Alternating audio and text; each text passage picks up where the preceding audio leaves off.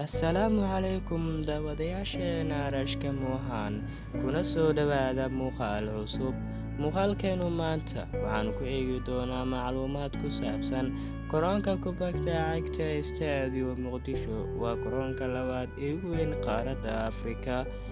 Intaan bilaabin muuqaalkan, waxaan ku ogeysiinayaa daawadayaal inaad subscribe saaratid, riix like, sidoo kaleete riix gambaleelka digniinta si markaan muuqaal soo gelino aad u noqoto qofka ugu horeeya ee daawada, una sheer garee asxaabtaada si ay u faa'iidaystaan muuqaalada aan barteena soo gelino.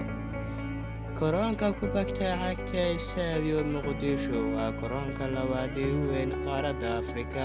Dhinaca kale, waa garoonka koowaad ee ugu weyn dhinaca bari qaaradda Afrika. Waxaa la aasaasay sanadkii 1978, waxaana dhisay qolo Chinese ah iyadoo ay maalgelisay dowladdii dhexe ee Soomaaliya oo uu madaxweyne ka ahaa Jaale Maxamed Siyaad Barre.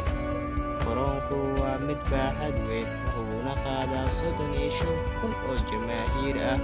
Garoonku waa mid u soo ifbaxaya dhalinyarada isboortiska. Garoonku waa bilicda dalka Soomaaliya, taasoo u horumaraysa si jamaahiir badan u soo qaybsho, taasoo ku tusaysa muuqaalkiisa iyo astaantiisa iyo midnimadiisa.